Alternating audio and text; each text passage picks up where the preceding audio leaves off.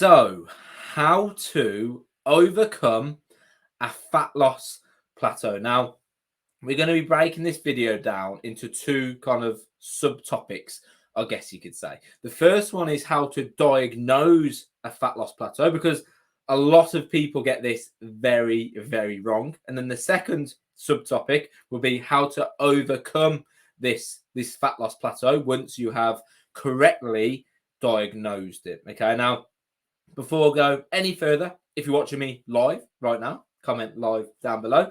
If you're watching me on the replay, whether that be later today, tomorrow, next week, next month, whenever that may be, comment replay down below. Okay, so like I said, first of all, we need to know how to properly diagnose a fat loss plateau, because a lot of people get this wrong.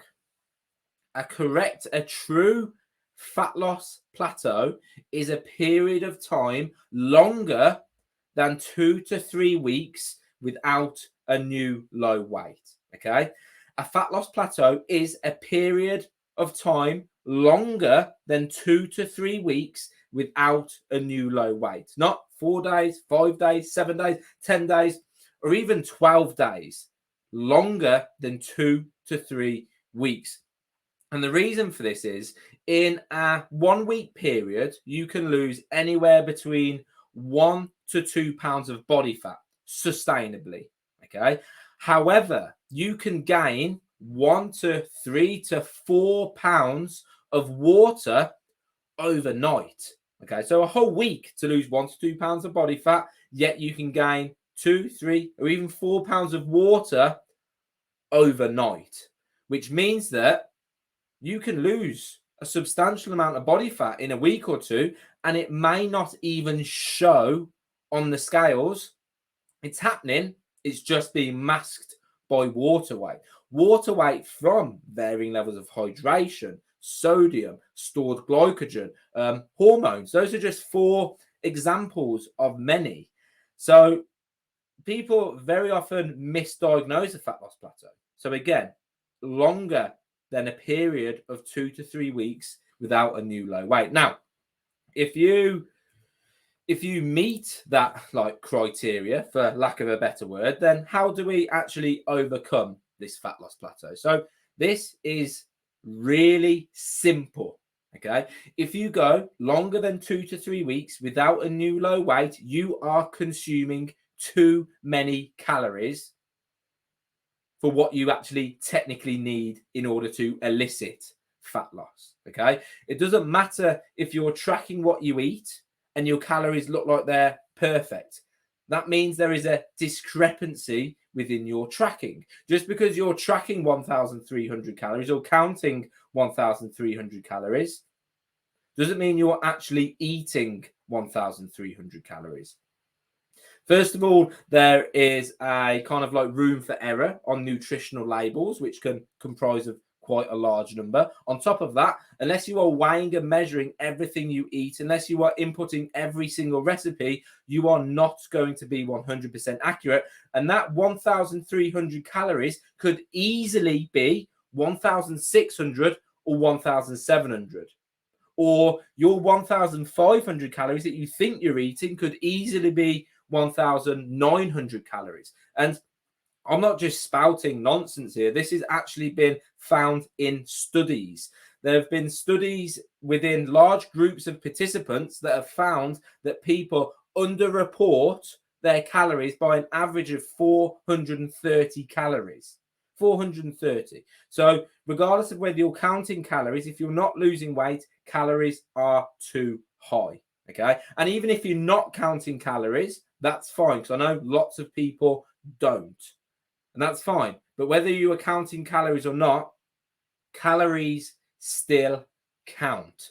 They still matter. And if you are going over 2 to 3 weeks without seeing this new low weight, then calories are too high.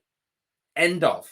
There is no other scenario. There are very few things that impact energy balance in a negative way. Energy balance being calories in versus calories out. PCOS used to be seen as being something that did negatively impact calorie expenditure and therefore fat loss, but that has been disproven. PCOS actually has minimal to zero impact on metabolism and a reduction of calorie expenditure. And that's been proven. Okay, it's not my opinion.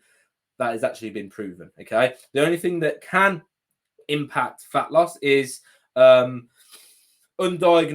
or under-medicated hypothyroidism, so low thyroid levels. And this has an impact in regards to reducing resting metabolic rate or basal metabolic rate. They're the same thing, depending on where in the world you're at.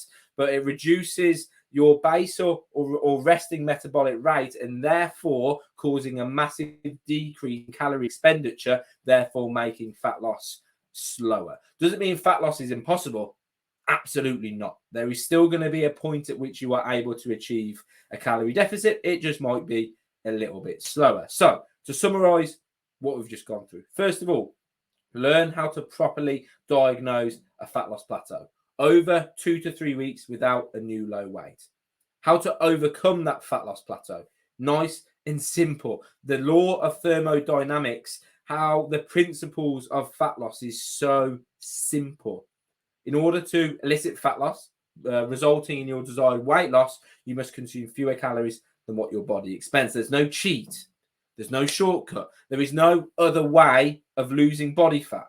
Every diet, whether it be keto, paleo, Atkins, Weight Watchers, doesn't matter what diet, Nutrisystem, they are all different methods of creating a calorie deficit, whether calories are even mentioned or not. Doesn't matter what dieting approach you follow. If you are not in a calorie deficit, you will not lose weight. All right. Hope you found this helpful, ladies. If you did, comment helpful down below.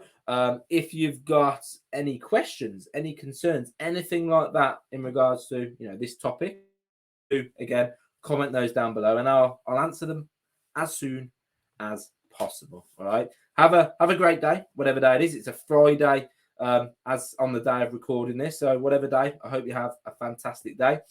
Take care. Like I said, any questions, please do let me know. And I'll be speaking to you very, very soon. Au revoir.